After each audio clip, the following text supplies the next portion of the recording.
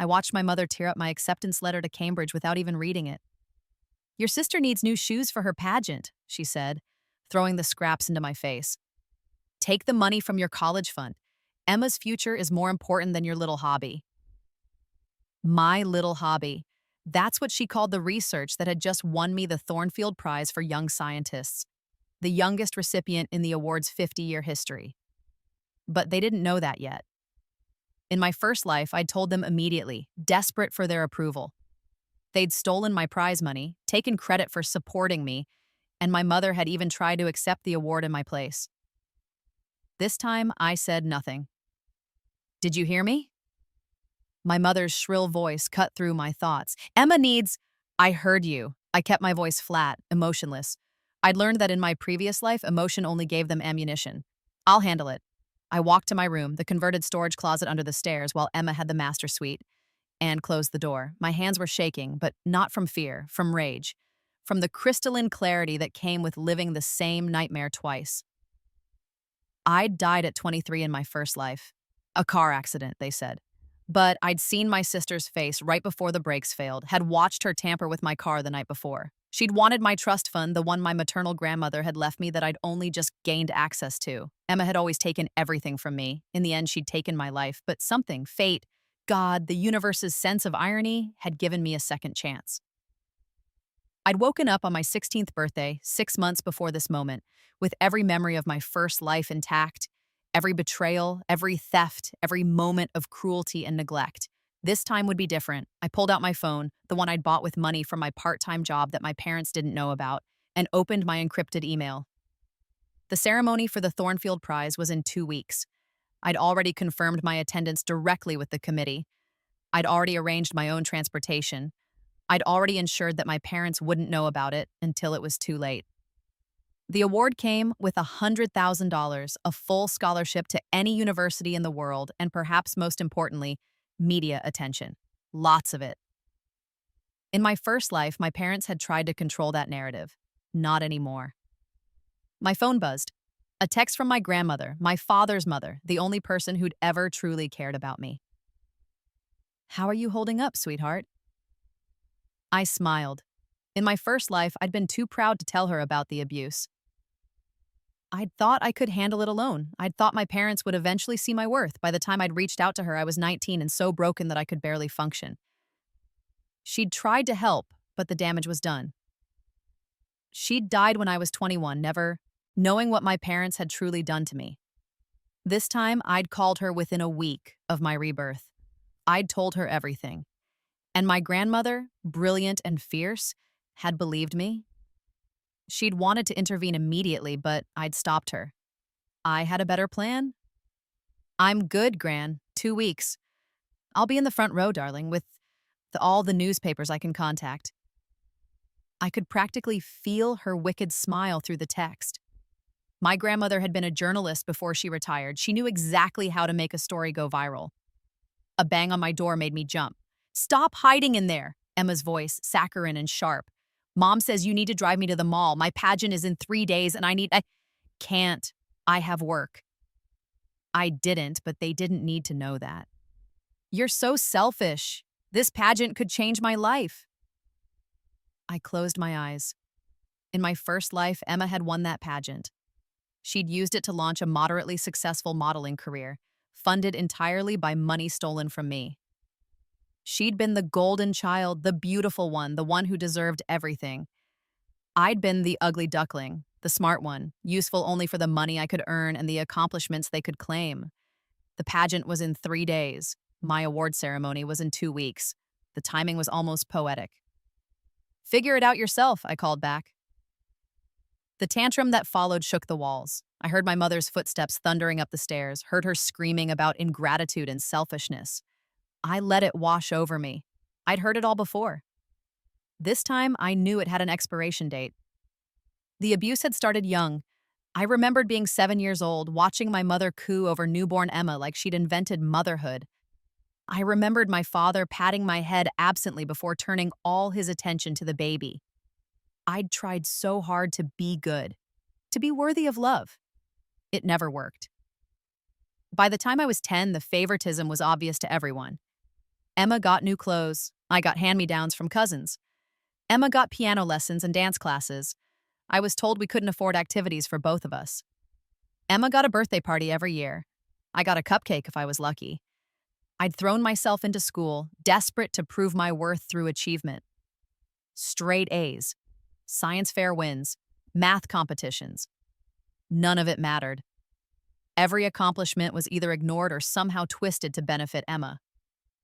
"Your sister needs a tutor," my mother had said when I won the regional science fair at 13, sis.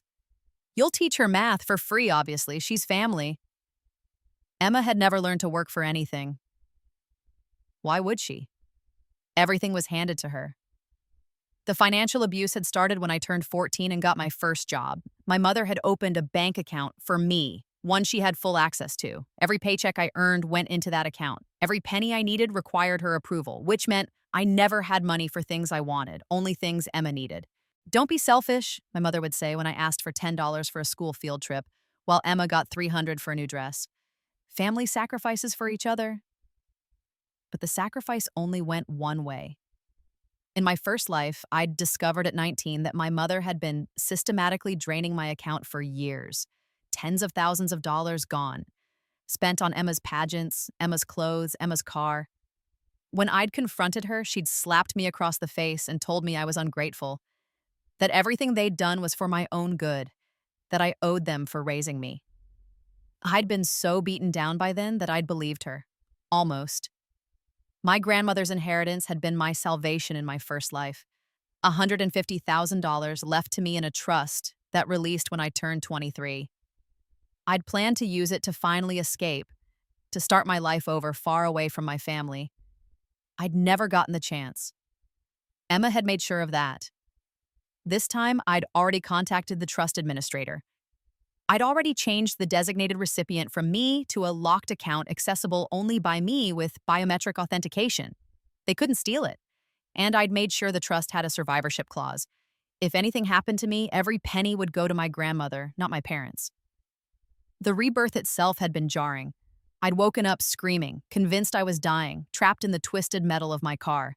But I'd been in my childhood bed, 16 again, with Emma banging on the door demanding I drive her to the mall. For a week, I'd thought I was going insane. Then I'd tested it. Small things first. I'd predicted what my mother would make for dinner. Lasagna, Emma's favorite, even though I was allergic to tomatoes. I'd known that Emma would borrow my homework and turn it in as her own. She did. I'd known that my father would cancel the one-on-one lunch he'd promised me because Emma wanted to go shopping. He did. Every prediction came true. This was real. I had a second chance. And I wasn't going to waste it. The Thornfield Prize had been my greatest achievement in my first life. Months of research, hundreds of hours in the lab after school, and on weekends, working with a mentor who actually saw my potential. I'd developed a new filtration method for removing microplastics from water, something that could genuinely help solve a global crisis. In my first life, I'd been so excited to tell my parents. I'd run home with the acceptance letter practically vibrating with joy. My mother had been in the kitchen with Emma. "I won," I'd said, breathless. "I won the Thornfield Prize. It's a huge deal. There's prize money and a scholarship and—" "That's nice, dear," my mother had said, not looking up from her phone. "Emma, show her your new dress for the pageant." I'd stood there, letter in hand, feeling my excitement drain away. Emma had twirled in a dress that cost more than my entire wardrobe. "Isn't she beautiful?" My mother had sighed. My perfect girl. I'd gone to my room and cried. Later, when the prize committee had called to discuss the ceremony, my mother had answered my phone. She'd taken control of the entire event. She'd invited extended family, made it about how she'd supported my education, how she'd encouraged my love of science. She'd bought herself a designer dress for the ceremony using money from my college fund. On the day of the ceremony, she'd stood on stage and tried to accept the award in my name, claiming I was too shy to speak. The committee had been confused but allowed it. I'd been pushed to the side, literally and figuratively. The photos from the event showed my mother beaming with my medal around her neck, my trophy in her hands. I was barely visible in the background. The prize money, $100,000, had gone into the account she controlled. She'd spent it all within 6 months.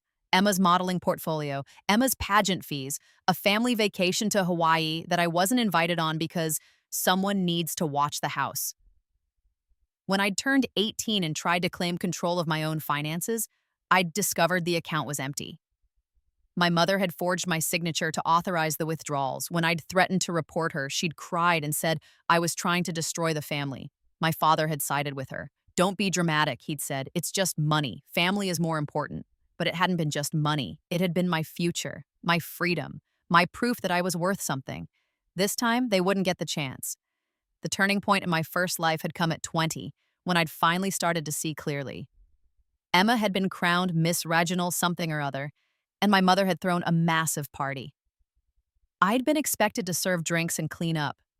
I'd watched my sister hold court surrounded by admirers wearing a bracelet I recognized. My bracelet. The one my grandmother had given me. The one I'd hidden in the back of my closet because I'd known Emma would want it. "Where did you get that?"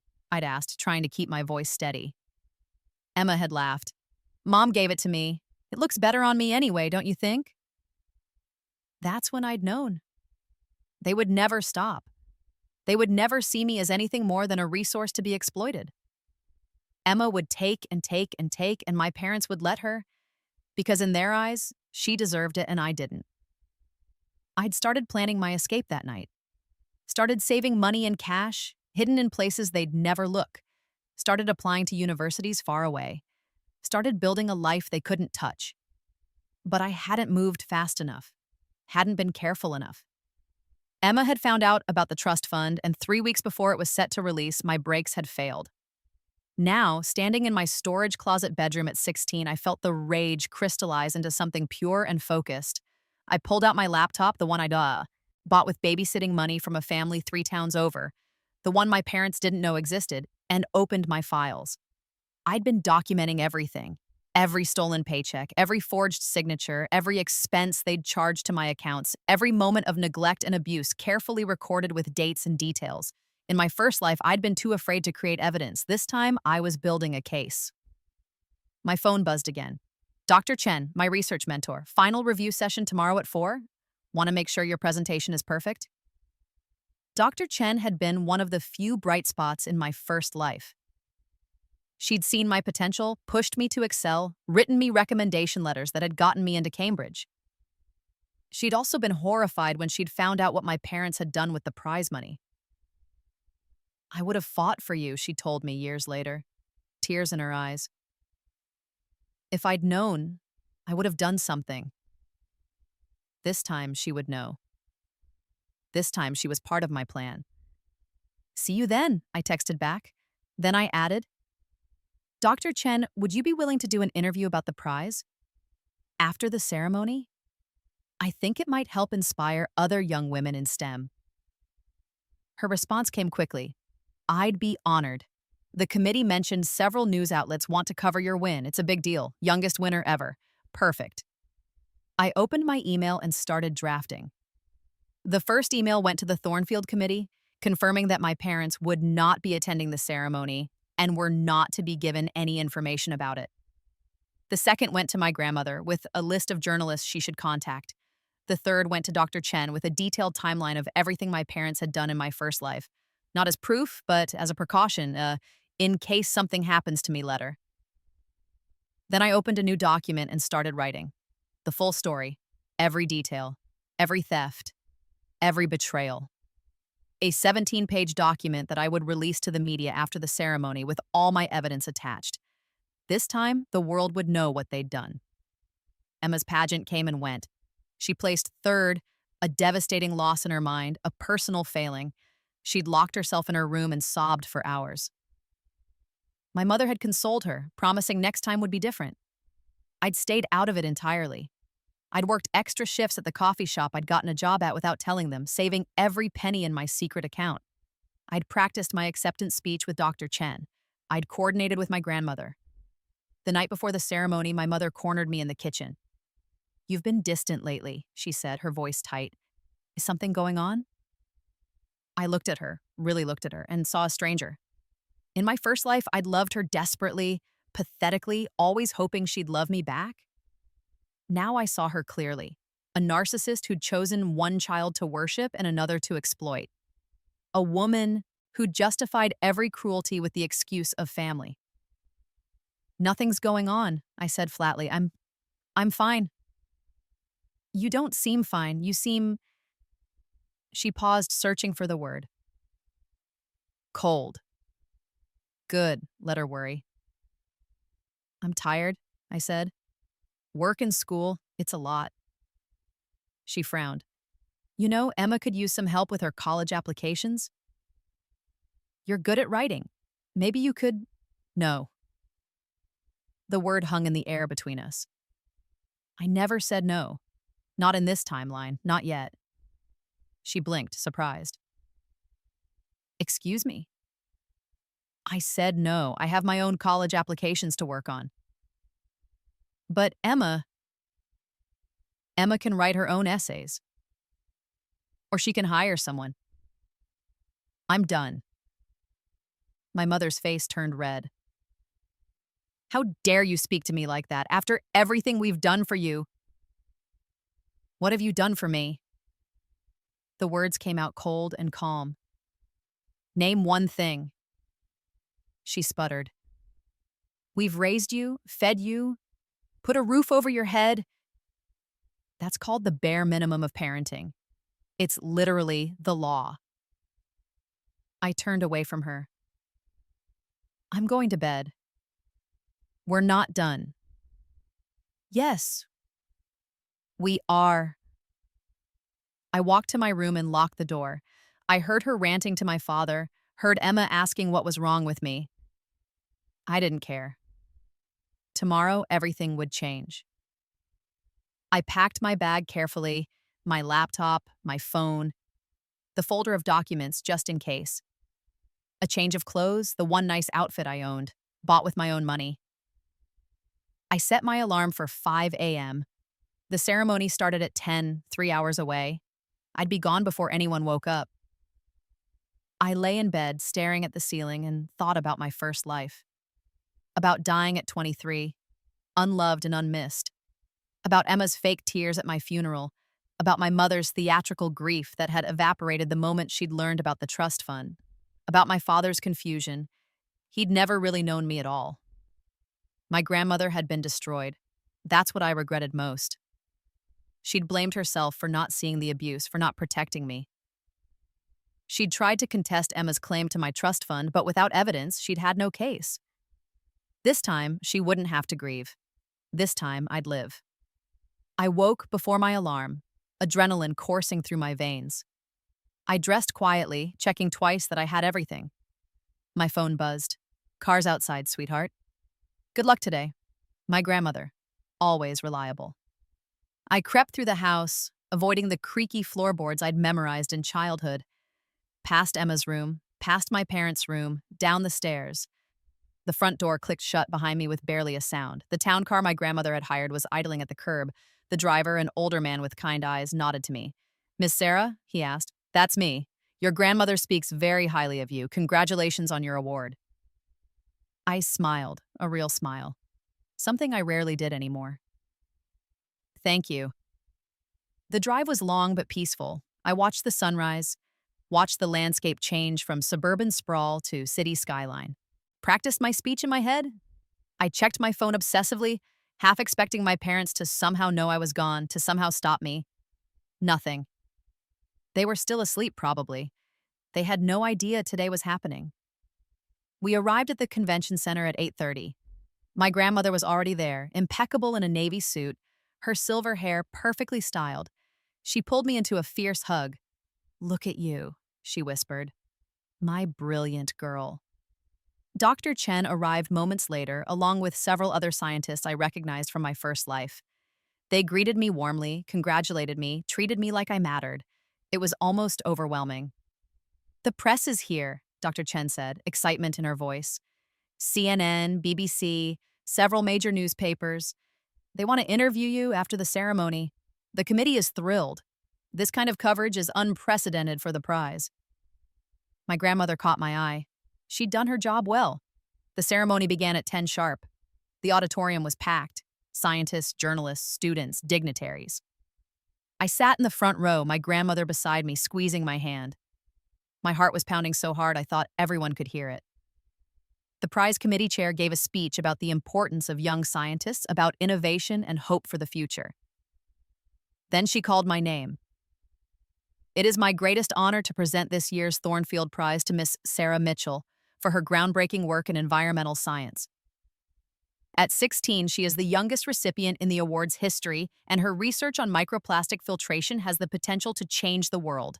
Sarah, please come accept your award. The applause was thunderous. I walked to the stage on shaking legs, and for the first time in either of my lives, I felt proud, genuinely, completely proud of myself. The medal was heavy as they placed it around my neck. The trophy was crystal and gold, engraved with my name. The check, $100,000, was made out to me and me alone. Then it was my turn to speak. I looked out at the audience, at my grandmother, tears streaming down her face, at Dr. Chen, beaming with pride, at the journalists with their cameras and notebooks, at strangers who'd come just to celebrate science and youth and potential. My parents weren't there. Emma wasn't there. And I'd never felt more free. "Thank you," I began, my voice surprisingly steady. "This award is the culmination of years of work, but more than that, it's proof that you don't need perfect circumstances to achieve your dreams. You need determination. You need support from people who believe in you. And sometimes you need to believe in yourself when no one else will." I paused, letting the words sink in. My research started in my school's library with books I checked out and read in secret. I conducted experiments in borrowed lab space on equipment that was decades old. I faced obstacles that tried to convince me I wasn't good enough, smart enough, worthy enough. But science doesn't care about your circumstances. It cares about your questions and your dedication to finding answers. The audience was silent, hanging on every word. I want every young person out there, especially young women, to know that your mind is your most valuable asset. No one can take that from you. No one can diminish your intelligence or your capability unless you let them. And if the people around you try to make you smaller, try to steal your light, try to convince you that your dreams don't matter, those are not your people. Find the ones who will lift you up. Find the ones who celebrate your victories instead of trying to claim them. My grandmother was openly crying now. Dr. Chen was nodding enthusiastically. Several journalists were writing furiously. "This prize means the world to me, but not just because of the recognition or the money or the scholarship. It means something because I earned it. Every hour, every failed experiment, every breakthrough, that was me. No one can take that away. And to anyone who thought they could," I looked directly at the camera, "you were wrong." The applause started before I finished speaking and continued long after I left the stage. I was immediately surrounded by well-wishers, by journalists requesting interviews, by scientists wanting to discuss my research. It was overwhelming and wonderful, and everything I'd dreamed of. My grandmother pulled me aside. "Your parents called me," she said, her voice tight with anger. 15 minutes ago, they saw the ceremony on the news. They're demanding to know where you are." "What did you tell them?" "That you're exactly where you deserve to be, and they can go to hell." She smiled grimly. "Your mother tried to claim they were supposed to be here, that there was some mistake with the invitations. I told her the only mistake was thinking she could control your life forever." My phone started buzzing. My mother, calling over and over. Then my father, then Emma. I declined every call. Then came the texts. "Where are you? You embarrassed us on national TV. How dare you not tell us about this? You owe us that prize money. Get home right now." I took screenshots of every message. More evidence for my file. The interviews lasted hours. I told my story carefully. Not the full truth, not yet, but enough. I talked about overcoming adversity, about the importance of mentorship, thanking Dr. Chen profusely, about my grandmother's support. I never mentioned my parents or Emma directly, but when journalists asked about my family's role in my success, I smiled and said, "My grandmother has been my rock. She's the family that matters." The journalist picked up on the subtext immediately. Several asked follow-up questions about whether my parents were supportive. I dodged gracefully, saying only, "Not everyone understands the importance of education. I'm fortunate to have found people who do." By 6 p.m., it was everywhere. News outlets, social media, the trending hashtags, a Thornfield Prize, youngest winner, a women in STEM.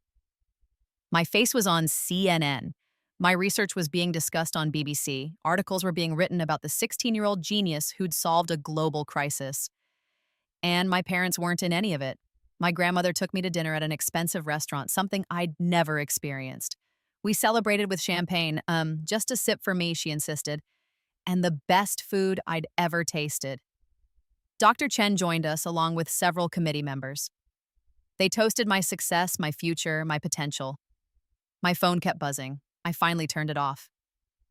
You'll have to go home eventually, my grandmother said gently as dinner wound down. I know. I'd been dreading this part. But not tonight. Can I stay with you? You can stay with me forever if you want, darling. But we should talk about your plans. We went back to her apartment, a beautiful place with floor-to-ceiling windows overlooking the city. She made tea while I sat on her couch, still wearing my medal. Tell me what you need, she said. I pulled out my laptop and opened my file. I need a lawyer. I need to document everything they've done. I need to set up my own bank account that they can't touch, transfer the prize money immediately, and make sure my scholarship is protected. I need to file for emancipation. She didn't look surprised. I expected as much. I've already retained a lawyer, the best in the state. She's specialized in family law and financial abuse. I've told her everything you told me. The trust fund, already protected. I spoke with the administrator last week. Your parents have no access, and we've added additional security measures. If anything happens to you, I'm the contingent beneficiary, not them. I felt tears prick my eyes. Thank you. Oh, sweetheart. She pulled me into a hug. I should have done this years ago. I knew they favored Emma, but I didn't realize the extent of it until you called me. I'm so sorry. It's not your fault. I'm your grandmother. I should have protected you. She pulled back, her eyes fierce. But I'm protecting you now, and I promise you they will never hurt you again. We spent the evening planning. My grandmother's lawyer would meet with me tomorrow to begin the emancipation process. Dr. Chen had already secured my scholarship directly with Cambridge. My parents couldn't touch it. The prize money was being transferred to a new account in my name only. My grandmother was prepared to provide housing and support until I turned 18 and left for university. By the time I went to bed in her spare room, a space that was bigger than my storage closet and filled with actual furniture, I felt something I hadn't felt in 2 lifetimes. Safe.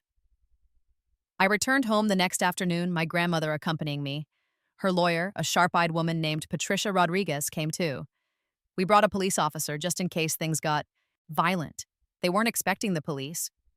That much was clear from my mother's face when she opened the door. What is the meaning of this? She demanded, looking past me to my grandmother. You had no right to take her without our permission. Actually, Patricia said smoothly, stepping forward, Sarah is 16 and capable of making her own decisions about who she spends time with. But we're not here to discuss that. We're here to collect her belongings and discuss some legal matters. My father appeared behind my mother. Emma was on the stairs, her face twisted with anger. You ruined everything, Emma shouted. Everyone's asking why we weren't at your stupid ceremony. You made us look bad. Made you look bad? I said quietly. You weren't invited. We're your family, my mother shrieked. You should have told us. Why? The word came out cold. So you could steal this award like you stole everything else? My father's face went red. How dare you? How dare I? I felt the rage I'd been suppressing for 2 lifetimes finally break free. How dare you? How dare you take every penny I earned? How dare you forge my signature to steal from my accounts? How dare you favor one daughter so completely that the other one was sleeping in a storage closet? It wasn't that bad, my mother said weakly. I turned to the police officer. Would you like to see my room? The look on his face when I showed him the storage closet said everything. It was barely big enough for a twin bed. No windows, no heating vent. I'd been sleeping there for 8 years while Emma had a room 3 times the size. This is where your daughter sleeps? He asked my parents, his voice tight. It was her choice, my father tried. I was 8 when you put me in there. I kept my voice level, assez. I don't think 8-year-olds get to choose. Patricia was taking photos, documenting everything. My grandmother was going through the house, seeing the obvious disparity for the first time. Emma's room with its walk-in closet and ensuite bathroom. My storage closet with its single light bulb. We're prepared to file several charges, Patricia said, pulling out a folder. Financial exploitation of a minor, forgery, potential fraud. We have documentation of every penny that's been taken from Sarah's accounts without her authorization. My mother went pale. You can't prove... Actually, we can. I pulled out my own folder. I have bank statements, forged signatures, receipts showing where the money went, every pageant fee, every dress, every expense charged to accounts in my name. You've been spying on us? Emma's voice was shrill. I've been documenting abuse. The room went silent. Here's what's going to happen, Patricia continued. Sarah will be filing for emancipation. Given the documented abuse and neglect, we're confident the judge will grant it.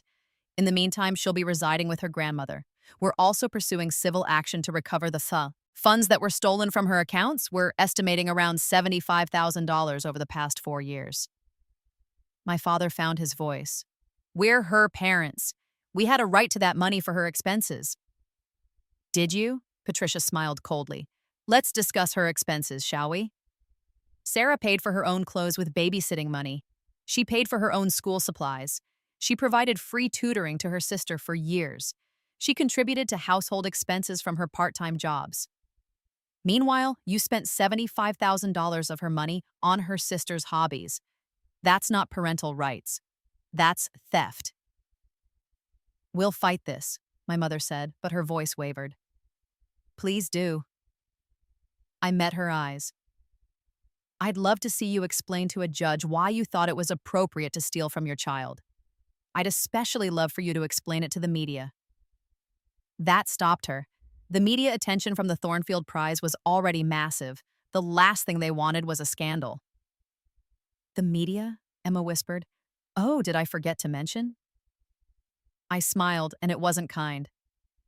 I've already been contacted by several journalists who want to do follow-up stories about my inspirational journey. They're very interested in what obstacles I overcame.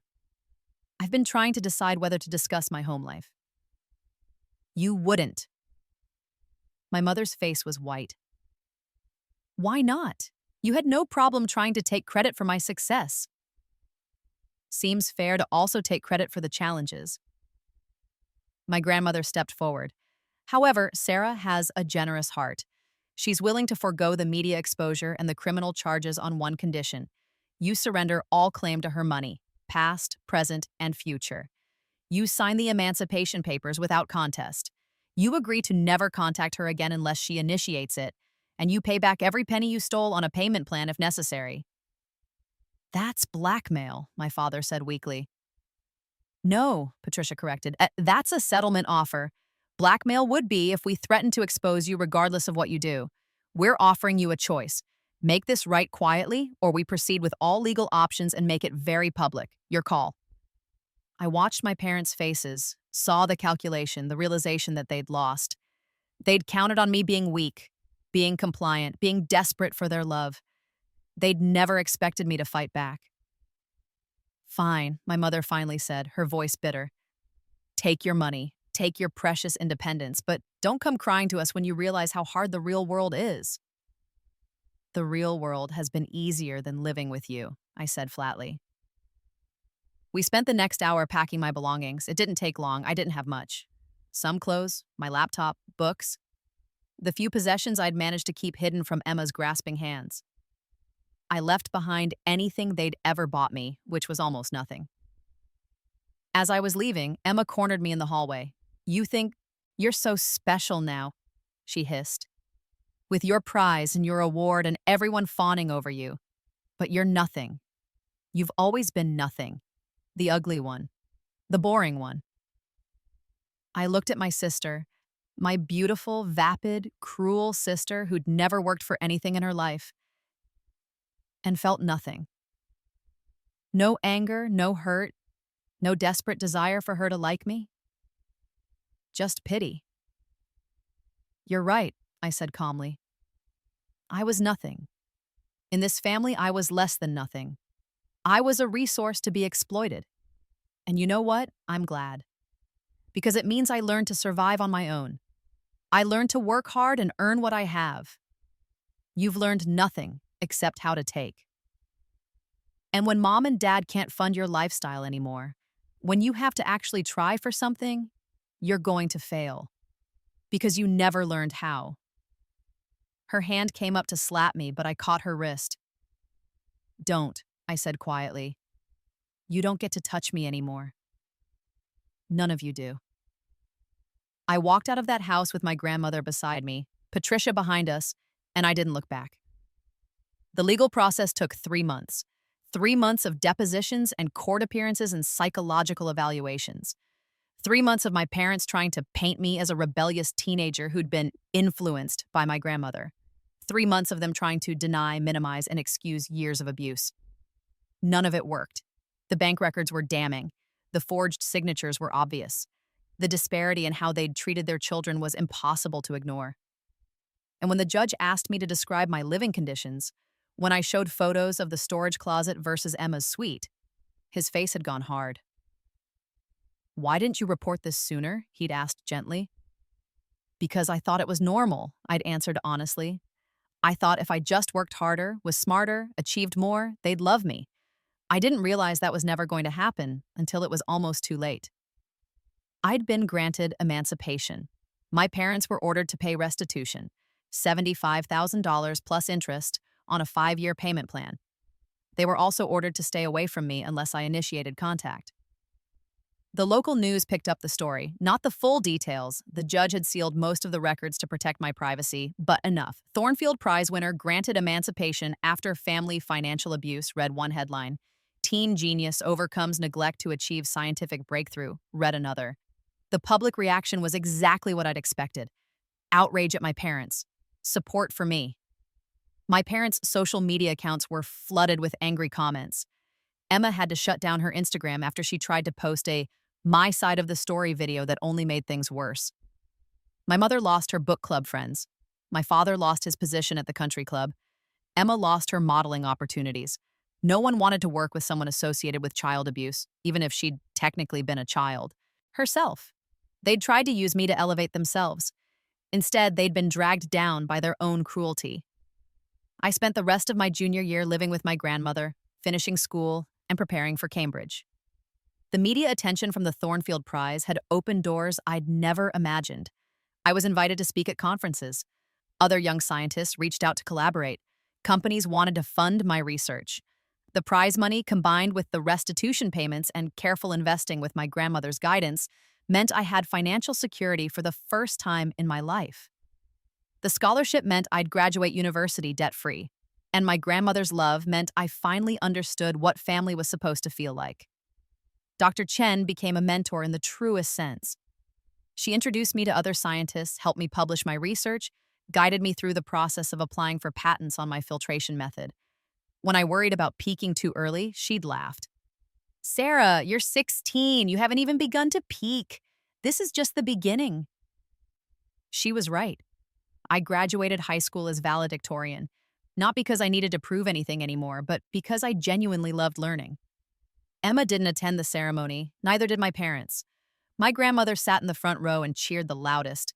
That summer, I started an internship with an environmental organization, putting my research into practice. I traveled to communities affected by water pollution, saw firsthand how my work could make a difference. I turned 17 surrounded by people who valued me for my mind and my compassion, not for what they could take from me. And in the fall, I left for Cambridge. My grandmother flew with me, helped me move into my dorm, cried as she hugged me goodbye. But they were happy tears, proud tears. "You did it," she whispered. "You survived and you thrived, and I'm so proud of you." "I couldn't have done it without you."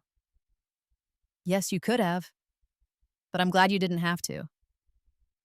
5 years later, I stood in another auditorium accepting another award. This one was bigger, the Environmental Innovation Prize, for successfully implementing my filtration technology in 20 countries. The prize came with $1 million in international recognition and as one of the world's leading environmental scientists. I was 21. I had a PhD from Cambridge.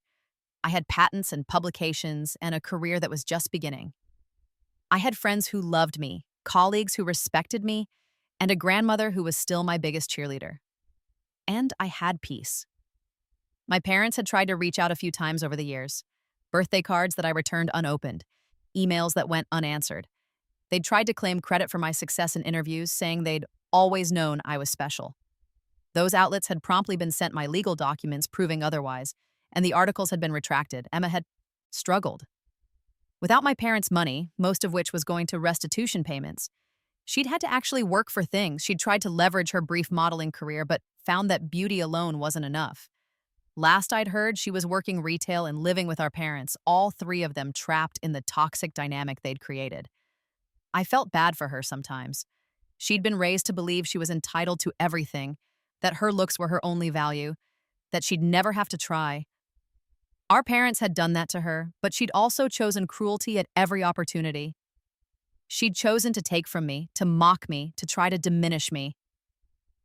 Some people said I should forgive them, that holding on to anger would poison me.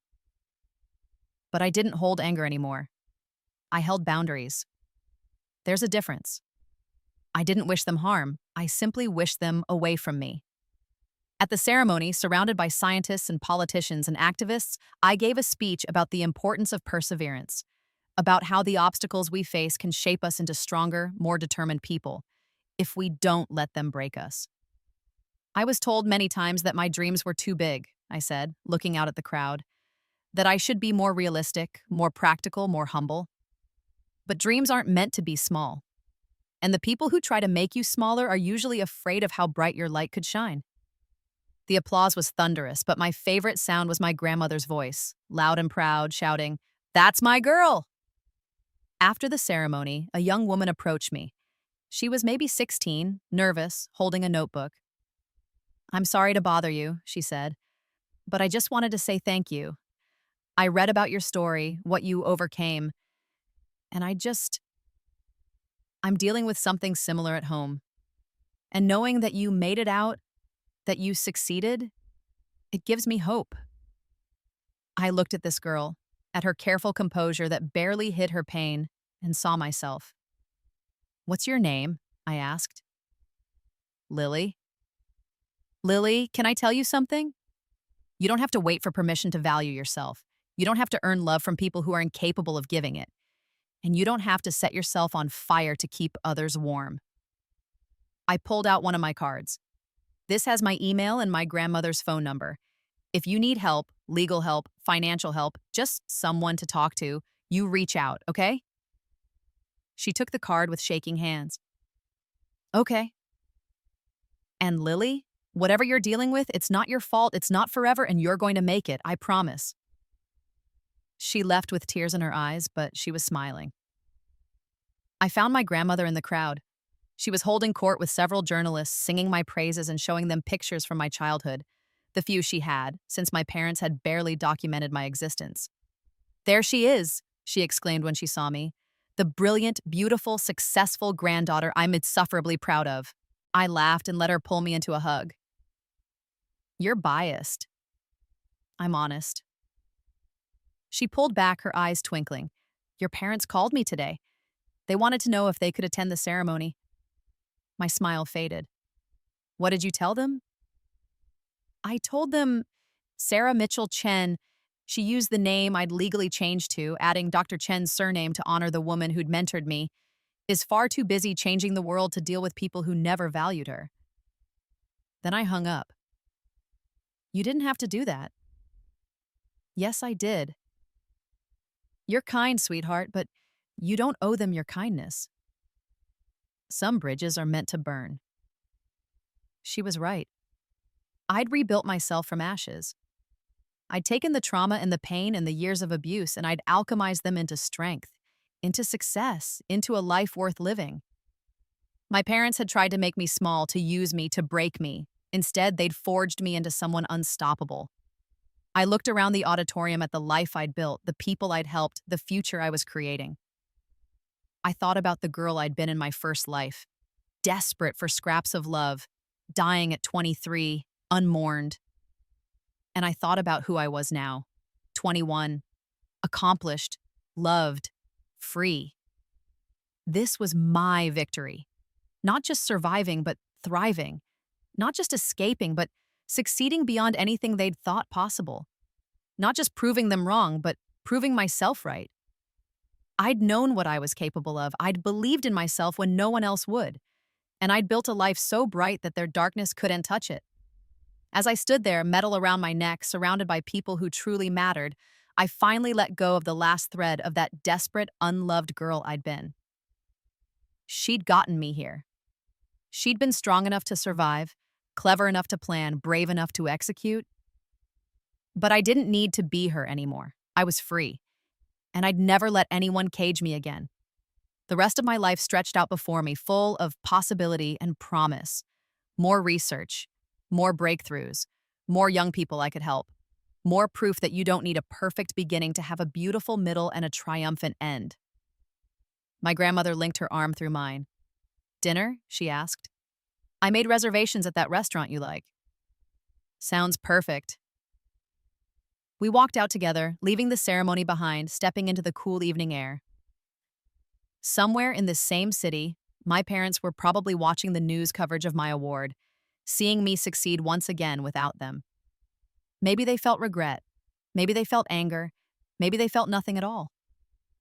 I didn't care. They'd written me out of their story, treated me like I was nothing, tried to take everything I'd earned, and in doing so, they'd lost the chance to be part of something extraordinary, their loss, my gain. I smiled at my grandmother, this fierce woman who'd saved me in all the ways that mattered, and squeezed her arm. "I love you, Gran. I love you too, darling, more than anything." We disappeared into the night, into a life full of love and achievement and peace. A life I'd fought for, bled for, been reborn for, and it was perfect. Epilogue. 10 years after the Thornfield Prize, at 33 years old and in possession of 3 more PhDs, I stood in the Nobel Prize ceremony in Stockholm. The youngest person to ever receive the Nobel Prize in Chemistry for work that had revolutionized environmental remediation and provided clean water to millions. My grandmother, now 85, sat in the front row, same as always. Dr. Chen was beside her, retired but still my fiercest advocate. And scattered throughout the audience were dozens of young people I'd mentored over the years. Other kids who'd needed to escape, to believe in themselves, to know that their past didn't define their future. The King of Sweden placed the medal around my neck, and I gave my acceptance speech to a hushed auditorium and a watching world. I talked about science and innovation and the climate crisis, but I also talked about resilience, about how the greatest discoveries often come from the greatest struggles, about how being underestimated can be a secret weapon, because no one sees you coming.